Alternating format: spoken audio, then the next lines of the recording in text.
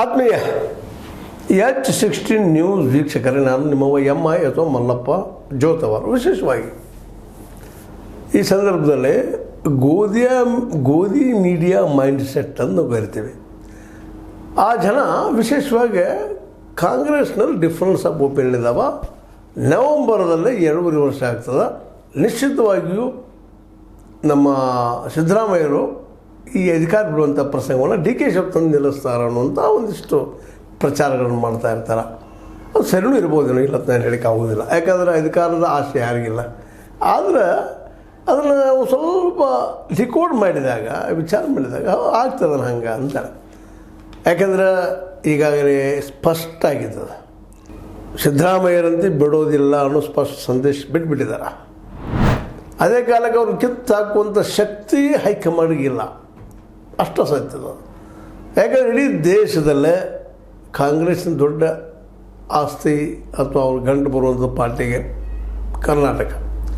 ಕರ್ನಾಟಕದಲ್ಲಿ ಅನಗತ್ಯ ಈ ಗೊಂದಲ ಎಬ್ಬಿಸಿದರೆ ಸಹಜವಾಗಿ ಸಿದ್ದರಾಮಯ್ಯನವರು ಸತೀಶ್ ಅವರಿಗೆ ಅಥವಾ ಪರಮೇಶ್ವರ್ ಅವರಿಗೆ ಒಂದಿಷ್ಟು ಪುಟಿ ಹಾಕೋದಂತೀವಿ ನಾವು. ಅದನ್ನು ಹಾಕಿ ಎಬ್ಬಿಸಿ ನಡೆಸುವಂಥ ಪ್ರಯತ್ನ ಈಗಾಗಲೇ ಮಾಡಿದ್ದಾರೆ ಅವರು. ಯಾಕಂದರೆ ನಾವು ಸಾಕಷ್ಟು ನೋಡಿದ್ದೀವಿ.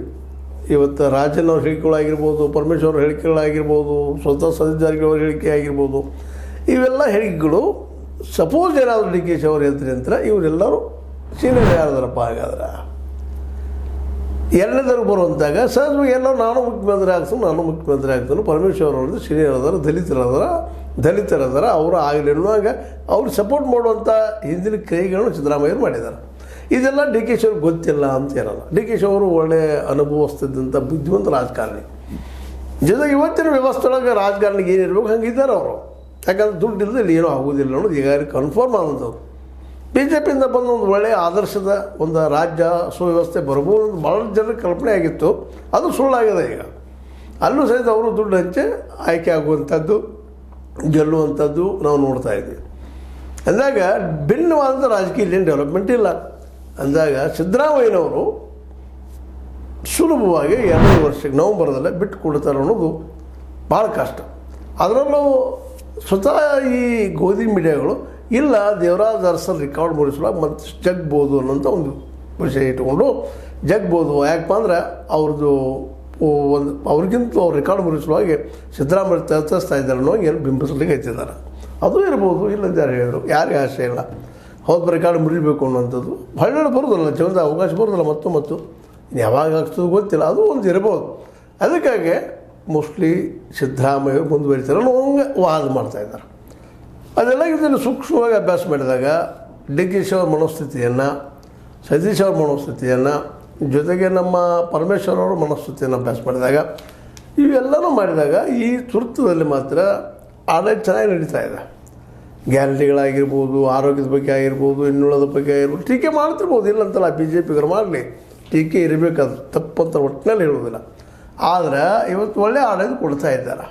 ಅವ್ರಿಗೀಗ ಮುಂದಿನ ಏನಪ್ಪ ಅಂದ್ರೆ ಬಿಹಾರದಂತ ಅಷ್ಟೇ ಅಲ್ಲ, ಮುಂಬರುವ ದಿನಗಳಲ್ಲಿ ಮುಂದಿನ ಒಂದು ಏನಪ್ಪ ಸಂಸತ್ನಲ್ಲಿ ನಾವು ಯಾವ ರೀತಿ ಮಾಡಬೇಕು, ಕಾಂಗ್ರೆಸ್ನ ಹೆಂಗೆ ಕಟ್ಟಬೇಕು ಅಂತೇಳಿ ರಾಹುಲ್ ಗಾಂಧಿ ಅವರು ತಮ್ಮದೇ ಪ್ಲ್ಯಾನ್ ಮಾಡಿದ್ದಾರೆ. ಅದಕ್ಕೆ ಸಿದ್ದರಾಮಯ್ಯನ ಬಿಟ್ಟು ಕೊಡೋದು ಸುಲಭ ಅಲ್ಲ. ಯಾಕೆ ರಾಜಕೀಯವಾಗಿ ಭಾಳ ಬಲಿಷ್ಠರಿದ್ದಾರೆ, ಅವರು ವಿಚಾರವಾದಿಗಳಿದ್ದಾರೆ, ಚಿಂತಕರಿದ್ದಾರೆ ಅಂತ ಅವ್ರ ತಲೆಯಲ್ಲದ.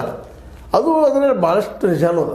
ಟೀಕೆ ಮಾಡ್ಬೋದಿಲ್ಲ ಅಂತಲ್ಲ. ಅವರು ಆ ಜಾತಿ ಅವರು, ಈ ಜಾತಿ ಅವರು, OBC ಅವರು, ನಾವೆಲ್ಲ ಟೀಕೆ ಮಾಡೋದು ಇದ್ದೇ ಇರ್ತದೆ. ಅದನ್ನು ಮೀರಿ ಇವತ್ತು ಯಾಕಂದರೆ ಇನ್ನೊಂದು ನಾವು ಸತ್ಯ ತಿಳ್ಕೊಂಡು ಬರ್ಬೇಕು. ನಾವೆಲ್ಲರೂ ಈಗಿರುವ ಬಿಹಾರದಲ್ಲಾಗಿರ್ಬೋದು, ಕರ್ನಾಟಕದಲ್ಲಾಗಿರ್ಬೋದು ಸರ್ವೆಗಳ ಪ್ರಕಾರ OBC, SC, ST, ಮೈನಾರಿಟಿ ಕೂಡಿದ್ರೆ ಅವ್ರ ಗೌರ್ಮೆಂಟ್ ನಕ್ಕಿ ಆಗ್ತದೆ. ಅವ್ರಿಗೆ ಅದು ತಿಳ್ಕೊಬೇಕಷ್ಟೇ. ತಿಳಿದು ಮಾಡಿದ್ರೆ ನಿಶ್ಚಿತವಾಗಿ ಅವ್ರ ಗೌರ್ಮೆಂಟ್ ಆಗ್ತದೆ. ಅದರಲ್ಲಿ 2 ಮಾತಿಲ್ಲ. ಅದ್ರ ಜೊತೆಗೆ ರೈತರಷ್ಟು ಕೈ ಹೆಚ್ಚಿಬಿಟ್ರೆ ಮುಗಿದೋಗ್ಬಿಡ್ತು. ಇಲ್ಲಪ್ಪ ನಾವು ಮಾರ್ಕೆಟ್ ಕೊಟ್ಟರೆ ಇಲ್ಲ ನಿಮಗೆ ನಾವು ಅಧಿಕಾರ ಕೊಡೋದಿಲ್ಲ ಅಂದ್ರೆ ಸಹಜವಾಗಿ ರೈತರನ್ನ ಈ ದೇಶದ ಈ ಚುಕ್ಕಾನಿ ಹಿಡಿಯುವ ಎಲ್ಲ ಸಾಧ್ಯತೆಗಳಿದ್ದಾವೆ. ಆದರೆ ಅವರಿಗೆ ಆ ತಿಳುವಳಿಕೆ ಬರ್ತಾ ಇಲ್ವೋ ಅದು ಏನು ಕಾರಣ ಅವ್ರಿಗೆ ಬಿಟ್ಟಂಥ ವಿಷಯ, ಅದನ್ನ ಹೇಳೋಕ್ಕೆ ಆಗೋದಿಲ್ಲ. ಅದರಲ್ಲಿ ಸಿದ್ದರಾಮಯ್ಯನವರನ್ನು ಕಿತ್ತು ಹಾಕೋದಂತ DK ಅವರಿಗೆ ಈಗಿನ ಮಟ್ಟಿಗೆ ವಿಚಾರ ಮಾಡಿ ನೋಡಿದಾಗ ಅಸಾಧ್ಯ. ಅದಕ್ಕೆ ಇರೋ ಹಾದಿ ಏನಪ್ಪ, ಒಂದಿನ ಏನೋ ಮಾಡ್ಲಿಕ್ಕೆ ಹೋಗಿ ಗೌರ್ಮೆಂಟ್ ಬಿದ್ದು ಹೋಗಿಬಿಡ್ತು. ಅವರೊಂದು 50 ಮಂದಿ ಇವರೊಂದು 50 ಮಂದಿ ಮಾಡ್ಕೊಂಡು ಏನೋ ಮಾಡಿ ಗುದ್ದಾಡ್ಲಿಕ್ಕೆ ಹೋದ್ರಪ್ಪ ಅಂತಂದ್ರೆ ಸತೀಶ್ ಅವ್ರು ಮಾಡಲಿ, ಆ ಕಡೆ DK ಅವರು ಮಾಡಲಿ, ಇನ್ನೊಂದು ಕಡೆ ಪರಮೇಶ್ವರ್ ಅವರು ಮಾಡಲಿ, ಯಾರೋ ಮಾಡಿದ್ರು ಸಹಿತ ಸರ್ಕಾರ ಬಿದ್ದು ಹೋದ್ರಲ್ಲಿ 2 ಮಾತೇ ಇಲ್ಲ. ಬಿದ್ದು ಹೋದ್ರೆ ಯಾರಿಗೆ ಲಾಭ? ಡಿ ಕೆ ಶಿ ಅವರಂತೆ ಡಿ ಕೆ ಶಿ ಅವರು ಬಿ ಜೆ ಪಿ ಹೋಗ್ತಾರು ಅಂತ ಅವ್ರ ಮನಸ್ಥಿತಿ ನೋಡಿ ಅನಿಸೋದಿಲ್ಲ. ಸತೀಶ್ ಅವರು ಬಿ ಜೆ ಪಿ ಹೋಗ್ತಾರೆ ಅಂತ ಅನಿಸೋದಿಲ್ಲ. ಪರಮೇಶ್ವರ್ ಅವರು ಬಿ ಜೆ ಪಿ ಹೋಗ್ತಾರೆ ಅನಿಸೋದಿಲ್ಲ. ಮತ್ತು ಅಂದಾಗ ಈಗ ಒಳಗೂ ಕೂತು ಏನು ಮಾಡೋರು ಇದ್ದಾರೆ ಇವರು. ಹೆಂಗೋ ಇಲ್ಲ ಅವರು ಗೃಹ ಮಿನಿಸ್ಟರ್ ಇದ್ದಾರೆ, ಇವರು PW ಇದ್ದಾರೆ, ಇವ್ರು ನೀರಾವರಿ ಇದ್ದಾರೆ, ಜೊತೆಗೆ ನಮ್ಮ ಸಿದ್ದರಾಮಯ್ಯನವರಂತೆ ಅವ್ರು ಮುಖ್ಯಮಂತ್ರಿ ಇದ್ದಾರೆ, ಫಿನಾನ್ಸ್ ಮಿನಿಸ್ಟರ್ ಇದ್ದಾರೆ. ಹೀಗೆಲ್ಲ ಇದ್ದಾಗ ಅಧಿಕಾರ ಅನುಭವಿಸೋದು ಇದ್ದಾಗ ಅನಗತ್ಯ ಸಮಸ್ಯೆ ತೊಗೊಂಡು ಏನು ಮಾಡೋರು. ಇತ್ತೀಚೆಗೆ ಅವ್ರು ಭಾಳಷ್ಟು ಕಡಿಮೆ ಮಾಡಿದ್ದಾರೆ. ನೋಡ್ತಾ ಇದ್ದೀವಿ ಸೂಕ್ಷ್ಮವಾಗಿ ಈ ಅಬ್ಸರ್ವೇಷನ್. ಕಾಂಗ್ರೆಸ್ಸಿಗರು ಭಾಳ ಎಚ್ಚರಿಕೆಯಿಂದ ಹೆಜ್ಜೆ ಇಡ್ತಾರೆ. ಸಿದ್ದರಾಮಯ್ಯ ಇರ್ಬೋದು, ಡಿ ಕೆ ಶಿ ಆಗಿರ್ಬೋದು, ಏನೋ ಮಾಡಿದ್ರೆ ಇಬ್ಬರು ಜಂಟಿಯಾಗಿ ಮಾಡ್ತಿರ್ತಾರೆ. ಕೆಲವೊಂದು ಡಿಫ್ರೆನ್ಸ್ ಆಫ್ ಒಪಿನಿಯನ್ ಬಂದರೆ ಸಡನ್ನಾಗಿ ಬಗೆಹರಿಸ್ಕೊಳ್ಳಿಕ್ಕಿದ್ದಾರೆ. ಮೊನ್ನೆ ಹೇಳಿದ್ರೆ ಇಂಜಿನಿಯರಿಂಗ್ ಸಲುವಾಗಿ ಏನೋ ಬಂತು, ಇಂಜಿನಿಯರ್ಗಳು ನೇಮಕ ಮಾಡೋದು, PW ತಂದು ಹಾಕಿದ್ದು ಮಾಡಿದ್ದು ಆ ವಿಷಯದಲ್ಲಿ ಏನೋ ಇವಾಗ ಮಮ್ಮಾಗ್ಯದ. ಹೊರಗೇನು ಚರ್ಚೆ ಬರ್ತಾ ಇಲ್ಲ. ನೋಡಿದ್ರು ಅದನ್ನು ಯಾಕಂತಂದ್ರೆ ಒಳಗೆ ಮಾತ್ರ ಅದ ಡಿಫ್ರೆನ್ಸ್ ಆಫ್ ಒಪಿನಿಯನ್ ಅದ. ಡಿ ಕೆ ಶಿ ಮತ್ತು ಸತೀಶ್ ಅವರು ಮತ್ತು ನಮ್ಮ ಪರಮೇಶ್ವರ್ ನಡಕ್ಕೆ ಅಧಿಕಾರ ತಿಕ್ಕಾಟದ. ಇವರೆಲ್ಲ ನೋಡೋಕ್ಕೆ ಇವರು ನಮ್ಮ ಸಿದ್ದರಾಮಯ್ಯ ಇದ್ದಾರೆ. ಸಿದ್ದರಾಮಯ್ಯ ಇರುವವರೆಗೆ ಮಾತ್ರ ಡಿ ಕೆ ಶಿ ಅವ್ರಿಗಾಯ್ತು, ಇನ್ನುಳಿದವ್ರಿಗಾಯ್ತು ಸಿಗಲಿಕ್ಕಿಲ್ಲ. ಈಗೇನದಪ್ಪ ಅಂತಂದರೆ ಸತೀಶ್ ಅವ್ರಿಗೆ ಒಬ್ಬಂಟಿಯಾಗಿ ಡಿ ಕೆ ಶಿ ಅವ್ರನ್ನ ಎದುರಿಸಿ ಕರ್ನಾಟಕ ಮಟ್ಟದಲ್ಲೇ ಮುಖ್ಯಮಂತ್ರಿ ಆಗುವಂತಹ ಅವಕಾಶಗಳು ಭಾಳ ಕಡಿಮೆ ಇದ್ದಾವೆ. ಯಾಕಂದರೆ ಹೈಕಮಾಂಡ್ ಇದ್ದು ಡಿ ಕೆ ಶಿ ಅವ್ರ ಮೇಲೆ ಭಾಳಷ್ಟು ಭರವಸೆ ಐತಿ. ಡಿ ಕೆ ಶಿ ಅವರು ಅತ್ಯಂತ ವಿಶ್ವಾಸಾರ್ಹ ನಂಬರ್ 1. ಆನಂತರ ಉಳಿದವರಲ್ಲ. ಯಾಕಂದರೆ ಸಿದ್ದರಾಮಯ್ಯನಿಗಿಂತ ಹೆಚ್ಚು ಅವ್ರ ಮೇಲೆ ಪ್ರೀತಿ ಅದ. ಆದ್ರೆ ಸಿದ್ದರಾಮಯ್ಯರು ರಾಜಕೀಯವಾಗಿ ಭಾಳ ಪ್ರಬುದ್ಧರು, ಜೊತೆಗೆ ಜನರಿಂದ ಆಯ್ಕೆ ಆದಂಥವ್ರು, ಜೊತೆಗೆ ಜನರಿಂದ ಸಂಪರ್ಕದಲ್ಲಿದ್ದಂಥವ್ರು. ಮತ್ತು ಅವ್ರು ಮನಸ್ಸು ಮಾಡಿದರೆ ಇವತ್ತು ಹಿರಿಯ ಎಲ್ಲ ಸಂಪುಟದ ಸಚಿವರು ಏನಿದ್ದಾರೆ ಅಥವಾ ಲೀಡರ್ ಯಾರಿದ್ದಾರೆ ಅವ್ರ ಪರ ಇದ್ದಾರೆ. ಇವೆಲ್ಲ ನೆಲೆಯಲ್ಲಿ ಸಿದ್ದರಾಮಯ್ಯನವ್ರು ಮುಂದುವರಿತಾ ಇದ್ದಾರೆ. ಮತ್ತು ಮೋಸ್ಟ್ಲಿ ಅವ್ರು ನವಂಬರ್ನಲ್ಲಿ ಬಿಟ್ಟು ಕೊಡೋದಿಲ್ಲ ಅನ್ನೋದು ಈಗ ಸ್ಪಷ್ಟ ಆಗಿದೆ. ಬಿಟ್ಟುಕೊಂಡು ಅವರೇ ಬಿಟ್ಟುಕೊಡ್ಬೇಕು. ಸಿದ್ದರಾಮಯ್ಯನವ್ರು ದೊಡ್ಡ ಮನಸ್ಸು ಮಾಡಿ ಅವ್ರ ಮನಸ್ಸಲ್ಲಿ ಇರೋದು ಅತಿ ಪ್ರೀತಿ ಇರೋದು ಯಾರ ಮೇಲಪ್ಪ ಅಂದ್ರೆ ಸತೀಶ್ ಅವ್ರ ಮೇಲೆ. ಸತೀಶ್ ಅವರನ್ನು ಮುಖ್ಯಮಂತ್ರಿ ಮಾಡೋದ್ರ ಸುಲಭದಲ್ಲ. ಈಗಿನ ಸ್ಥಿತಿಗಳು 22ರಲ್ಲಿ ಏನಾಗ್ತದೋ ಗೊತ್ತಿಲ್ಲ. ಈಗಿನ ಸ್ಥಿತಿಯಲ್ಲೇ ಪರಮೇಶ್ವರ್ ಅವ್ರಿಗಿಂತ ಎತ್ತಿ ಕಟ್ಟಿ ಅವ್ರು ಮಾಡ್ಲಿಕ್ಕೆ ಸಾಧ್ಯ ಅದನ್ನು ಒಳಗಿಂದೊಳಗೆ ಅವ್ರಿಗೂ ಪರಮೇಶ್ವರ್ ಅವ್ರನ್ನ ಮುಖ್ಯಮಂತ್ರಿ ಮಾಡಬಾರ್ದು ಅನ್ನುವಂಥದ್ದು ಸ್ಥಿತಿಯೊಳಗೆ ಅವರು ಇದ್ದಾರೆ ಸಿದ್ದರಾಮಯ್ಯನವರು. ಹೀಗಾಗಿ ಮೋಸ್ಟ್ಲಿ ಸಿದ್ದರಾಮಯ್ಯ ಅದೇ ಕಾಲಕ್ಕೆ ಡಿ ಕೆ ಶಿ ಅವರು ನಾನು ಮುಖ್ಯಮಂತ್ರಿ ಆಗ್ತಾನೆ ಅಂದರೆ ಇವರಿಬ್ಬರು ಎಬ್ಬಿಸಿಡಿಸುವಂಥ ಚಾಕಚಕ್ಯತೆ ಅವ್ರನ್ನದ. ಎಲ್ಲ ನೆಲೆಗಟ್ಟಿನಲ್ಲಿ ನಮ್ಮ ಗೋಧಿ ಮೀಡಿಯಾ ಏನೋ ಒಂದು ಪ್ರಯತ್ನ ಮಾಡ್ಲಿಕ್ಕದ. ಅಡಕದ ರೀ ಡಿಫ್ರೆನ್ಸ್ ಅದ, ಒಡಗಿದ್ದು ಸುಳ್ಳಲ್ಲ, ಡಿಫ್ರೆನ್ಸ್ ಆಫ್ ಒಪಿನಿಯನ್ ಇದ್ದು ಸುಳ್ಳಲ್ಲ. ಆದರೆ ಎಲ್ಲರಿಗೂ ದೊಡ್ಡದಿಲ್ಲ. ರಾಜಕೀಯ ಅಧಿಕಾರ ಅದ. ಅಧಿಕಾರ ಇರೋದ್ರಿಂದಾಗಿ ಕೈಯನ್ನು ರೊಟ್ಟಿ ಬಿಟ್ಟೆ ಇವ್ರು ಈಗ ಏನಾದರೂ ಮುಖ್ಯಮಂತ್ರಿ ಇಷ್ಟು ದೊಡ್ಡದು ಮಾಡ್ರೆ ನಮ್ಮಲ್ಲಿ ಗಾದಿ ಮಾಡಿರ್ತಿ. ಮತ್ತು ಪಾಪ ನೀರಾಗ ದಾಟಿ ಹೋಗ್ತಿರ್ತದೆ, ಬಾಯಿ ರೊಟ್ಟಿ ಹಿಡ್ಕೊಂಡು ಹೋಗ್ತಿರ್ತದೆ. ನೀರು ನೋಡಿ ಇಲ್ಲೊಂದು ರೊಟ್ಟಿ ಬಾಯಿ ತೆಗೆದ್ರೆ ಆ ರೊಟ್ಟಿ ಹೋಗಿಬಿಡ್ತದೆ. ಆ ಪರಿಸ್ಥಿತಿ ಇವತ್ತು ಕಾಂಗ್ರೆಸ್ಸಿಗೆ ಅದು ಮಾಡಲಿಕ್ಕಿಲ್ಲ ಅವರು. ಯಾಕಂದರೆ ಭಾಳ ಬುದ್ಧಿವಂತರಿದ್ದಾರೆ, ಅವ್ರಿಗೂ ಗೊತ್ತದ. ಮತ್ತು ಆಲ್ ಓವರ್ ಇಂಡಿಯಾದಲ್ಲಿ ಇನ್ನೂ ಕಾಂಗ್ರೆಸ್ BJP ಏಕಾಂಗಿಯಾಗಿ ಗೆದ್ದ ಅಧಿಕಾರ ಹಿಡಿದಿದೆ ಅಂತೇಳಿ ಅನ್ನಿಸ್ತಾ ಇಲ್ಲ. ಇದು ಸ್ಪಷ್ಟನ. ಮತ್ತಿನ್ನು ಈ ಇಂಡಿಯಾ ಸಂಘಟನೆಯಲ್ಲ ಹೊಂದಾಣಿಕೆ ಇಲ್ಲ. ಎಲ್ಲರೂ ಲೀಡರ್ನ ರೀ. ಮಮತಾ ಬ್ಯಾನರ್ಜಿ ನಾನು ಲೀಡ್ರ, ರಾಹುಲ್ ಗಾಂಧಿ ನಾನು ಲೀಡ್ರ, ನಿತೀಶ್ ಕುಮಾರ್ ನಾನು ಲೀಡ್ರ. ನಿತೀಶ್ ಕುಮಾರ್ ಒಳಗೆ ಹೋಗಿಬಿಟ್ಟಿದ್ದಾರೆ, ಬಟ್ ಯಾರು ಚಿಕ್ಕದು ಹೋಗಿದ್ದಾರೆ. ಇನ್ನುಳಿದ ಎಲ್ಲ ನಾಯಕರು ಅಖಿಲೇಶ್ ಯಾದವ, ಅದ್ರ ಜೊತೆಗೆ ನಮ್ಮ ತೇಜಸ್ವಿ ಯಾದವ, ಇವರೆಲ್ಲರೂ ಮುಂದಾಲತಿ ಕಡೆ ಬಂದರೆ ಇಲ್ಲೇ ನಮ್ಮ ಏನಪ್ಪ ಅಂತಂದ್ರೆ ಈ ಶಿವಸೇನೆ ನಾಯಕರಾಗಿರ್ಬೋದು, ಮುಂದಾಲತಿ ನಮ್ಮ ಪವಾರ್ ಅವರಾಗಿರ್ಬೋದು, ಶರದ್ ಪವಾರ್ ಆಗಿರ್ಬೋದು, ಯಾರು ತೋರಿ ಹೊಂದಾಣಿಕೆ ಇಲ್ಲಿಲ್ಲ. ಹೀಗಾಗಿ ಕಾಂಗ್ರೆಸ್ಸಿಗೆ ಸದ್ಯ ನಾವು ಸೆಂಟ್ರದಲ್ಲಿ ಅಧಿಕಾರ ಹಿಡಿತೀವಿ ಅನ್ನೋ ಭರವಸೆ ಇಲ್ಲ. ಅದಕ್ಕಾಗಿ ಕರ್ನಾಟಕದ ಅಧಿಕಾರವನ್ನು ಕಳ್ಕೊಳ್ಳೋದಕ್ಕೆ ಹೈಕಮಾಂಡ್ ತಯಾರಿಲ್ಲ. ಆದರೆ ಅದೇ ಕಾರಣಕ್ಕೆ ಸಿದ್ದರಾಮಯ್ಯ ಎದುರು ಹಾಕೋ ಪರಿಸ್ಥಿತಿಗಳು ಮೊದಲೇ ಇಲ್ಲ.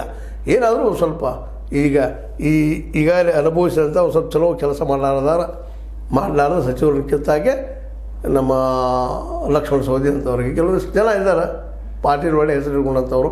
ಅವ್ರನ್ನ ಹಾಕಿ ಮತ್ತೆ ಮುಂದಿನ 2-3 ವರ್ಷಕ್ಕೆ ಅವರೆಲ್ಲ ಅಧಿಕಾರ ಕೊಟ್ಟು ಇದು ಮುಂದೆ ಹೋಗುವಂಥ ವ್ಯವಸ್ಥೆ ಮಾಡ್ಕೊತಾರೆ ವಿನಃ ಮುಖ್ಯಮಂತ್ರಿ ಕುರ್ಚಿಗೆ ತುರ್ತ ಡಿ ಕೆ ಶಿ ಅವ್ರು ಟ್ರಾವೆಲ್ ಹಾಕಕ್ಕೆ ಹೋಗೋದಿಲ್ಲ. ಸತೀಶ್ ಅವರದ್ದು ಪ್ರಶ್ನೆ ಇಲ್ಲ. ಯಾಕಪ್ಪ ಅಂದ್ರೆ ಸಿದ್ದರಾಮಯ್ಯ ಹೇಳಿದಾಗ ಟ್ರಾವೆಲ್ ಹಾಕೋರು ಅವರು. ಸಿದ್ದರಾಮಯ್ಯರು ಅದು ಹೇಳೋ ಸ್ಥಿತಿಯೊಳಗಿಲ್ಲ.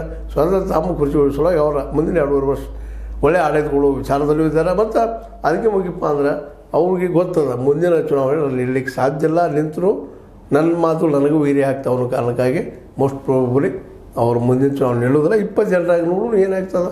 ಡಿ ಕೆ ಶಿ ಆಗ್ತಾರೋ, ಸತೀಶ್ ಅವ್ರು ಆಗ್ತಾರೋ, ಪರಮೇಶ್ವರ್ ಅವ್ರು ಆಗ್ತಾರೋ, ಯಾರಾದರೂ ಏನು ಒಳ್ಳೆ ಕೆಲಸ ಮಾಡಿದ್ರೆ ಸಾಕಪ್ಪ ಅನ್ನೋದು ಅಷ್ಟ. ಅವರಾದ್ರೆ ಏನಪ್ಪ ಈಗ ಡಿ ಕೆ ಶಿ ಅವರಾದ್ರೆ ಈ ನಮ್ಮಲ್ಲಿ ಬಂಗಾರ ಮಳೆನೇ ಹಾಕೈತಿ, ಎಲ್ಲನೂ ಒಳ್ಳೇದಾಕೈತಿ ಅಂತಲ್ಲ, ಯೋಜನೆ ಯಶಸ್ವಿ ಹಾಕುವಂತಲ್ಲ. ಸತೀಶ್ ಅವರಾದರೂ ಅದೇ ಸ್ಥಿತಿ ಐತಿ, ಪರಮೇಶ್ವರ ಆದರೂ ಅಷ್ಟು ಸ್ಥಿತಿ ಐತಿ. ಯಾಕೆಂದ್ರೆ ಇಡೀ ವ್ಯವಸ್ಥೆ ಏನಾಗಿದೆಪ್ಪ ಅಂದ್ರೆ ಭ್ರಷ್ಟಗೊಂಡಾಗ ಯಾರಿಗೇನು ಆರೋಪ ಮಾಡೋದು ಆದ್ದರಿಂದ ಇದ್ದಿದ್ದಾಗ ಯಾವ್ದಪ್ಪ ಚಲೋ ಸಿದ್ದರಾಮಯ್ಯ ಮುಂದುವರಿತಾರೆ ಅಂತೇಳಿ ಭಾಳಷ್ಟು ಜನರ ನಂಬಿಕೆ ಮತ್ತು ಸತ್ಯಕ್ಕೋಸ್ಕರ ಸಮೀಪ ಅನಿಸ್ತದೆ. ನಿಮಗೇನು ಅನಿಸ್ತದ?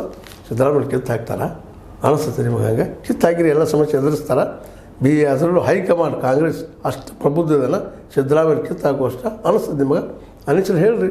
ಲೈಕ್ ಮಾಡಿ, ಶೇರ್ ಮಾಡಿ, ಕಮೆಂಟ್ ಮಾಡಿ, ಜೊತೆಗೆ ಸಬ್ಸ್ಕ್ರೈಬ್ ಆಗೋದು ನಿಲ್ಲಿಸಿ ಹೋಗ್ಬೇಡ್ರಿ. H60 ನ್ಯೂಸ್ ಆಗ್ತದೆ. ಸಿದ್ದರಾಮಯ್ಯ ಸತ್ಯದ ಕೈಗೊಂಡು ವಂದನೆಗಳು.